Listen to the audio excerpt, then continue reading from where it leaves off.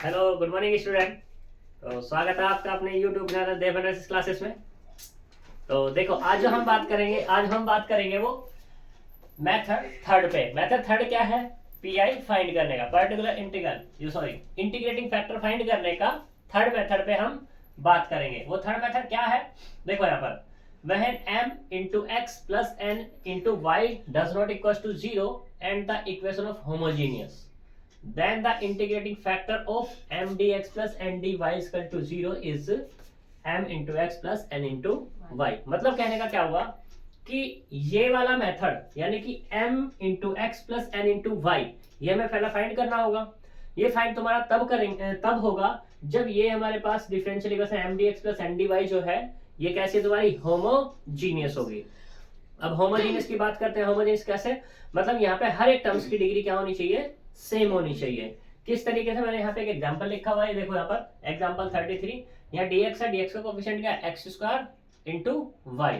तो यहाँ इसकी पावर टोटल कितनी हो गई? 3 हो गई, क्योंकि y की भी पावर काउंट करेंगे और x की भी। ऐसे ही यहाँ पे दो टर्म्स है, एक x³ है और एक y³। दोनों की डिग्री क्या है? सेम है। जब दोनों की डिग्री सेम, इसकी भी 3 हो गई, अब इसकी भी 3 हो गई, तो क्या हो गई हमारे यहाँ पर? ये होमोजीनियस हो गई।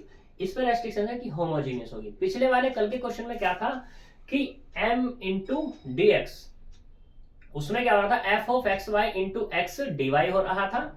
इंटू में एक्स आ रहा था dx के रेस्पेक्ट में, वाई आ रहा था, और डीवाई के रेस्पेक्ट में एक्स आ रहा था मल्टीपल में। ठीक है, तो वो दूसरा केस था। वहां पे क्या था? m इंटू एक्स माइनस के n इंटू वाई था। बस यहाँ पे क्या चेंजेस है? अब की बार प्लस हो गया। ठीक, फिर बात करते हैं भाई ये कैसे कब यूज करेंगे। जैसे मैंने कल का क्वेश्चन किया था कि पहले हम क्वेश्चन को सिंपल करके देखेंगे। सिंपल करने के बाद क्या होगा? मिलेगा वो हमें नॉन होमोजेनियस मिलेगा, सॉरी नॉन एग्जैक्ट मिलेगा, तो ही हम इसको अप्लाई करेंगे। तो आज का भी केस वही है। देखो सॉल्यूशन, यहाँ पर हमारे पास गिवन क्या है? गिवन है x² y dx minus x की पावर 3 प्लस y की पावर 3 dy बराबर 0। ये हमारे पास इक्वेशन है। ठीक है, तो हेयर m बराबर कितना है यहाँ पर? ये है x² y एंड n बराबर कितना है? माइनस के x³ प्लस y³। यहाँ पे निकालेंगे, फाइंड करेंगे del m over del y, तो कितना मिलेगा? x² and del n over del x find करेंगे तो माइनस के 3x² मिल जाएगा। अब तुम देख सकते हो क्या दोनों आपस में बराबर है? Since del m over del y does not equals to del n over del x, then given equation 1 is non exact। अब क्या नहीं है हमारी? ये एग्जैक्ट नहीं है। ठीक है, जब ये एग्जैक्ट नहीं तो उसे क्या बना? अब इसको बनाएंगे हम एग्जैक्ट। तो एग्जैक्ट के लिए क्या है? अब हम देखेंगे कि क्या हमारी होमोजीनियस है, होमोजीनियस नहीं है, तो हमें दिखाई देगा ये होमोजीनियस है। तो क्या है यहाँ पर? Since given differential equation is homogeneous, then m into x plus n into y बराबर m क्या है हमारे पास? ये x² y, इसमें मल्टीप्लाई कितने करनी है? x की। फिर दूसरे वाला क्या है हमारे पास? n है, तो n क्या है हमारे पास? n मतलब n y की मल्टीप्लाई होनी है प्लस के साथ y, और ये x की पावर 3 प्लस y की पावर 3, और एक माइनस भी था, तो क्या हो जाएगा? ये तुम्हारा पूरा का पूरा माइनस हो जाएगा। यहाँ से क्या मिला? ये हो गया x की power 3y minus y x की पावर 3 माइनस y की पावर 4। इससे ये कैंसिल आउट हो जाएगा, तो क्या मिला? सिर्फ माइनस y की पावर 4 मिला। यानी कि m into X plus n into Y बराबर मिला माइनस y की पावर 4। और ये क्या नहीं है तुम्हारा? 0 नहीं है। क्योंकि अगर y 0 होगा तभी ये 0 हो पाएगा, अदरवाइज पे नहीं हो पाएगा। और y 0 हो गया तो पूरी डिफरेंशियल इक्वेशन 0 हो जाएगी। कोई दिक्कत यहाँ तक? तो देखो यहाँ पर since m into x plus n into y does not equals to 0, then integrating factor वो क्या हो जाएगा तुम्हारा 1/-y की पावर 4 या -1/y की पावर 4। यहाँ तक कोई दिक्कत? Now multiply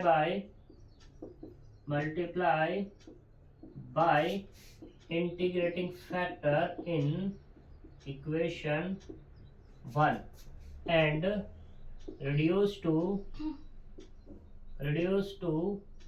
equation 1 into exact differential equation। जब मल्टीप्लाई करेंगे तो किस में कन्वर्ट हो जाएगी हमारी, वो एग्जैक्ट हो जाएगी। ठीक है, तो करते हैं बात। देखो यहाँ पर क्या है, ये है यानी कि x की power 2 y dx minus x की पावर 3 प्लस y की power 3 dy divided by minus y की पावर 4 कह दें, और बराबर कितना 0/-y की पावर 4। भाई मल्टीप्लाई किसकी हो रही है, इस पूरे की, और डिवाइड क्या हो रहा है y की पावर 4। बात तो सेम ही है। तो यहाँ पर ये क्या हो जाएगा अपने पास, इसको इससे डिवाइड करेंगे तो -x² की पावर 3 dx माइनस, अब ये वाला कितना मिलेगा, माइनस माइनस ये तो चलो प्लस कर देते हैं, ये कितना होगा x की पावर 3/y की पावर 4 प्लस 1/y, और ये dy बराबर 0। नाउ अब यहाँ पे m की जगह क्या कर दूं, m1 कह दूं, कितना हो गया x² की पावर 3 एंड n1 बराबर कितना होगा x की पावर 3/y की पावर 4 प्लस 1/y, क्योंकि एग्जैक्ट बन गई। तो सॉल्यूशन का integration of m1 dx plus integration of n1 dy बराबर c। यहाँ पे क्या करना है, m1 में y को कांस्टेंट की तरह ट्रीट करना है, तो x² की पावर 3 और ये dx प्लस n1 क्या लेना है, free from x, free from क्या है, ओनली यही तो है, जिसमें x आ रहा हो तो छोड़ देंगे, वो कितना 1/y और ये dy बराबर c। तो यहाँ से क्या मिला मुझे, माइनस x की power 3/3y cube plus log y बराबर c। चाहो तो यहाँ आंसर छोड़ दो और चाहो तो और कर लो सिंप्लीफाई। log y बराबर कितना c प्लस x की पावर 3/3y क्यूब, और y निकालना चाहोगे तो y कितना आएगा e⁻c प्लस x की पावर 3/3y क्यूब, या e की पावर c इंटू e की power x cube by 3y cube. ये कांस्टेंट है, इसे एक नाम दे दोगे ना यार, तो क्या जाएगा y बराबर c1 e⁻x की पावर 3/3y क्यूब a_n_s। ठीक है, अब ये क्वेश्चन मुझे ऐसा लगता है, मुझे याद आ रहा है कि मैं होमोजीनियस में करवा के आ चुका हूँ। जब हमारी होमोजीनियस चली थी तो ऐसा क्वेश्चन आया था। अब तुम यहाँ से देख सकते हो, इससे तुम्हें ये पता लग जाएगा कि जो तुम्हारा होमोजीनियस आया वो इस मेथड से भी तुम कर सकते हो, एग्जैक्ट बना करके, कोई दिक्कत। और होमोजीनियस ही नहीं, इससे पीछे की जितनी इक्वेशंस सॉल्व तुमने की हैं उसे एग्जैक्ट चेक करके सॉल्यूशन कर सकते हो। आई बात समझ में? ठीक है, तो नेक्स्ट मेथड में चलते हैं।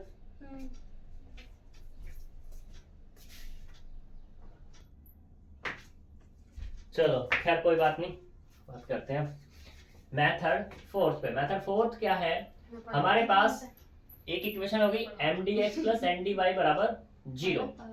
ठीक है, अब इसमें इसने ये नहीं कहा कि कैसी तुम्हारी इक्वेशन होगी, यानी कि हम पीछे 3 मेथड पढ़ के आए, 3 क्या 2 ही मेथड पढ़े हैं हमने, होमोजीनियस और फंक्शंस वाला, ठीक है। उन दोनों के दोनों मेथड को अप्लाई ना करके इसको अप्लाई कर सकते हो तुम। इसमें तो कुछ नहीं देखना, इसने तो कहना कि M D x plus N D Y बराबर 0 दिया हुआ है, और फिर तुम्हें चेक करना है 1/n del M over del Y minus के del N over del x.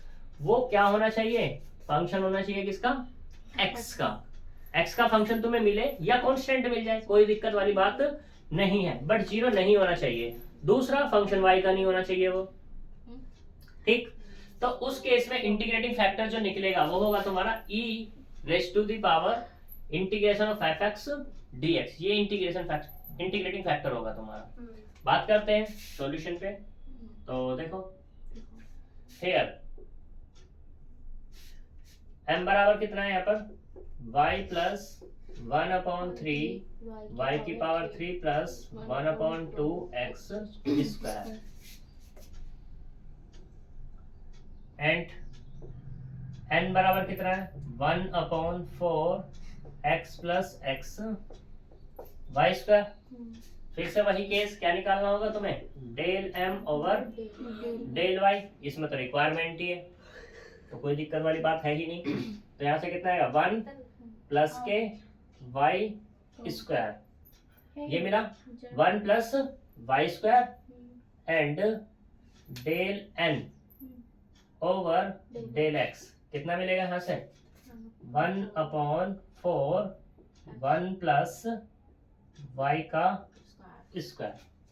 कोई दिक्कत, तुम यहाँ पे देख सकते हो क्या कि since del m over del y बराबर नहीं होगा किसके, del n over del x के बराबर नहीं है, then given equation is not exact.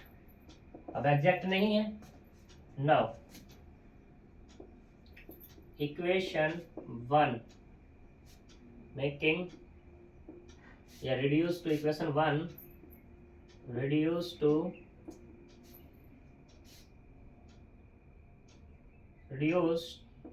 to exact differential equation। इसमें हमें रिड्यूस करना है। तो देखो यहाँ पर हमारे पास मेथड क्या है, ये है now del m over del y minus के del n over del x, del m over del y कितना है हमारे पास 1 प्लस y का स्क्वायर, और ये कितना है 1/4 1 प्लस y का, तो कितना मिलेगा 3/4 1 प्लस y स्क्वायर मिल जाएगा। कोई दिक्कत। अब क्या कह रहा है, n से इसको डिवाइड करना है, करो n से divide 1/n del m over del y minus के del n over del x बराबर 3/4 1 plus y square divided by n, ये है x कॉमन कर लूँ उसमें से, तो x इंटू में 1/4 1 प्लस के y स्क्वायर, इससे ये कैंसिल आउट, इससे ये कैंसिल आउट, तो कितना मिला 3/x, ठीक है, ये मिल गया। नाउ इंटीग्रेटिंग फैक्टर वो क्या होगा e raise to the power, और ये फंक्शन किसका हो गया f ऑफ x का हो गया नहीं, तो f ऑफ x और dx बराबर e raise to the power integration of 3/x dx बराबर e raise to the power t log x या x की पावर 3। कोई problem. Now multiply by integrating factor in equation 1 में and reduce to exact differential equation। ठीक, तो देखो यहाँ पर है क्या हमारे पास, ये है, तो कर लो मल्टीप्लाई x की पावर 3, x की पावर 3 है नहीं है, क्या है हमारे पास, हाँ बिल्कुल x की पावर 3 ही तो है, एक्स की पावर 3 वाई प्लस 1/3 वाई की power 3 plus 1/2 x square d x plus इसमें भी होगी एक्स की पावर 3/4 और x plus x y square और ये डी वाई बराबर 0। तो नाउ हेयर m1 कितना हो गया यहाँ पर? अब m1 होगा x की पावर 3 y प्लस x की पावर 3 y की पावर 3/3 प्लस x की पावर 5/2 एंड n1 कितना हो जाएगा यहाँ से 1/4 x की पावर 4 प्लस 1/4 x की पावर 4 y की पावर 2 ये जाएगा निकल के। तो देखो integration of m1 dx plus integration of n1 dy बराबर c। m कितना है हमारे पास? ये पूरा x की पावर 3 y प्लस x की पावर 3 y की पावर 3/3 प्लस x की पावर 5/2 और ये कितना dx plus integration n1 dy x से फ्री लेना होता है, इसमें तो पूरे में ही x है, तो कितना 0 इंटू डी वाई बराबर c। करो इंटीग्रेट तो कितना होगा x की पावर 4/4 y प्लस x की power 4/4 into 3 y cube plus x की पावर 6/2 इंटू 6 बराबर कितना c। कोई दिक्कत? यहाँ से एलसीएम ले लोगे तो 12 आ जाएगा, यानी कि 3x की पावर 4y प्लस x की पावर 4 y की पावर 3 प्लस x की पावर 6 बराबर 12c। या इसको ऐसे भी लिख सकते हो x की पावर 4 सभी से कॉमन है तो 3y प्लस के कितना आएगा y क्यूब और प्लस के x स्क्वायर बराबर 12c। ऐसे भी कह सकते हो। यहाँ तक कोई दिक्कत? सही आंसर? ठीक है, नेक्स्ट पे चलते हैं हम।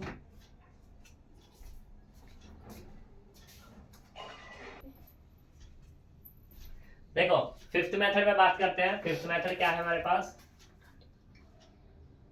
फिफ्थ मेथड ये है, बिल्कुल डिक्टो वही केस है, बस यहाँ पे और वहां पे क्या चेंजेस था, del M over del Y minus के del N over del X था, डिवाइड हो रहा था किससे एन से, लेकिन इसमें किससे हो रहा है डिवाइड हो रहा है एम से और जस्ट उसका रेसिप्रोकल कर दिया, कॉन्जुगेट कर दिया है।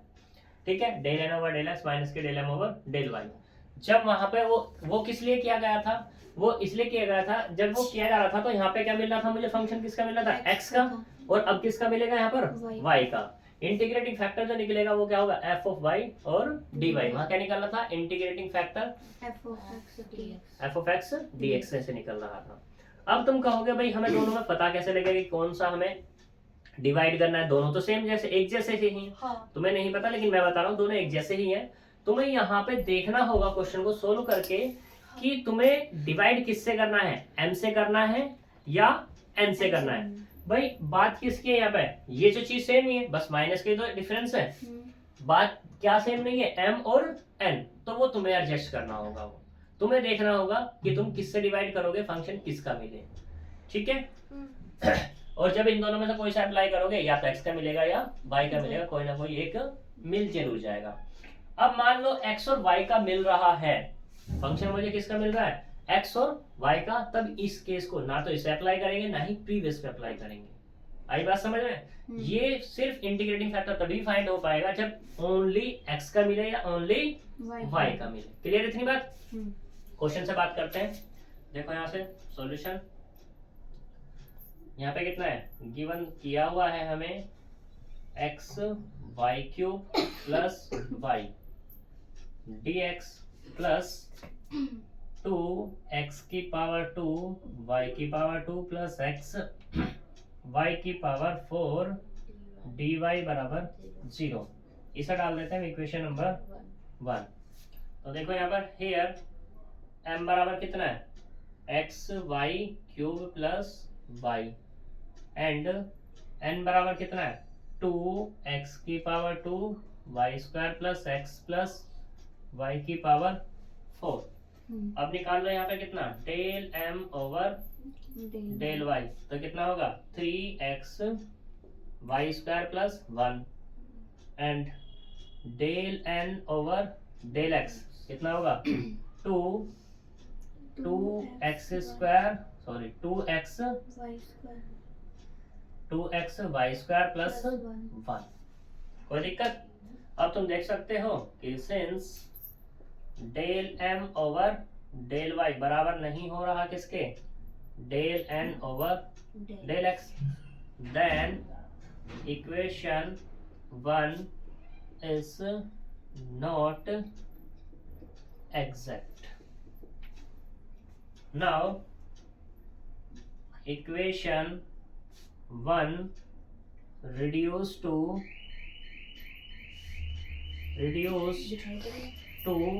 exact डिफरेंशियल इक्वेशन में। एग्जैक्ट में मुझे क्या करना है इसको रिड्यूस करना है, तो रिड्यूस करते हैं। देखो अब ले लेते हैं यहाँ पर क्या है del N over del x.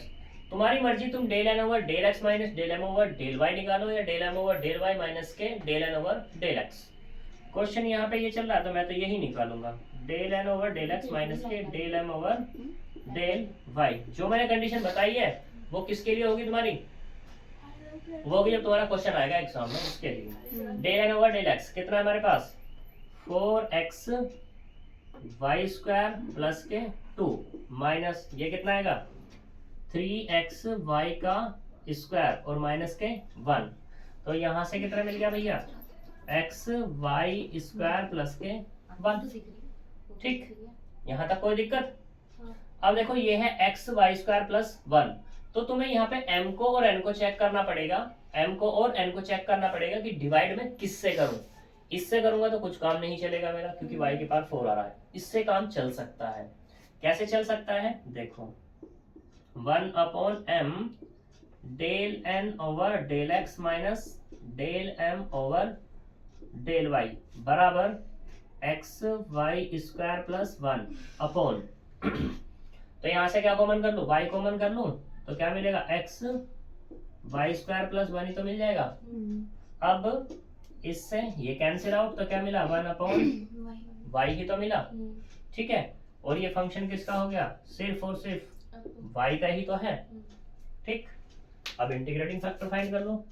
Integrating factor वो क्या होगा e raise to the power integration of f of y और ये dy equals to integrating factor यानी कि 1/y dy बराबर e raise to the power log y या y। ठीक है, नाउ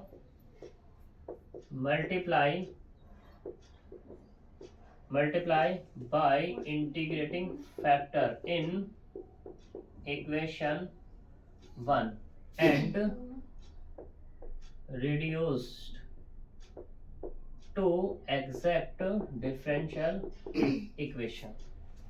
ठीक है, तो देख लो यहाँ पर ये हमारे पास y की मल्टीप्लाई होगी x y की power 3 plus y dx plus y ये वाला कितना 2x square y square plus x plus y की पावर 4 dy बराबर 0।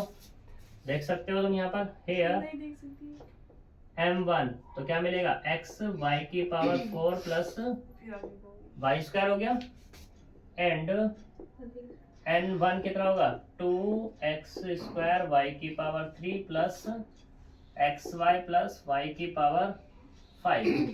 सॉल्यूशन कितना आएगा m1 dx plus integration of n1 dy बराबर एक कांस्टेंट c। m1 कितना है मेरे पास x y की पावर 4 प्लस वाई स्क्वायर और ये dx प्लस n1 क्या लेना है फ्री फ्रॉम x यानी कि ये भी नहीं आएगा और ये भी नहीं आएगा, क्या मिलेगा y की पावर 5 dy बराबर एक कांस्टेंट c। करो इंटीग्रेशन x स्क्वायर y की power 4 upon 2 plus x y square plus y की पावर 6/6 बराबर c। एलसीएम टेक कर लेंगे तो कितना आएगा 3x² y की power 4 plus 6x y square plus y की पावर 6 बराबर 6c या कोई k। कोई दिक्कत? ये हमारे अब 3 मेथड हो गए हैं। अब हमारा बचता है यहाँ पे लास्ट मेथड। लास्ट मेथड है 6। वो थोड़ा सा लेंथी है और इम्पोर्टेंट भी है। उसकी इम्पोर्टेंस क्या है, अब तक हमने जितने क्वेश्चन करके आए हैं, चाहे वो लीनियर था, नॉन लीनियर था, होमोजीनियस, नॉन होमोजीनियस, या ये 5 मेथड हमने किए हैं, तो वो मेथड एक रामबाण की तरह यूज हो सकता, कह सकते हैं कि वो रामबाण है। उस मेथड से फर्स्ट ऑर्डर फर्स्ट डिग्री की डिफरेंशियल इक्वेशन कोई भी सॉल्व की जा सकती है। ठीक है। दूसरा, जो हमारे पास अब 6 मेथड बचा हुआ है, वो मेथड हम कुछ भी ना चेक करें, ना हम होमोजीनियस चेक करें, ना ही हम फंक्शन की वैल्यू वाला चेक करें, ना ही हम ये चेक करें कि del N over del x minus del M over del y क्या आ रहा है हमारा, मतलब कुछ भी चेक ना करें, आंख बंद करके अगर हम उसे लगा देते हैं तो आंसर एक्यूरेट आएगा बिल्कुल। ठीक है। तो वो हमारा क्या होगा, इंपॉर्टेंट, यानी कि रामबाण है इस फर्स्ट ऑर्डर फर्स्ट डिग्री के लिए। तो कल हम उस पर बात करेंगे। मिलते हैं नेक्स्ट वीडियो में, तब तक के लिए बाय बाय।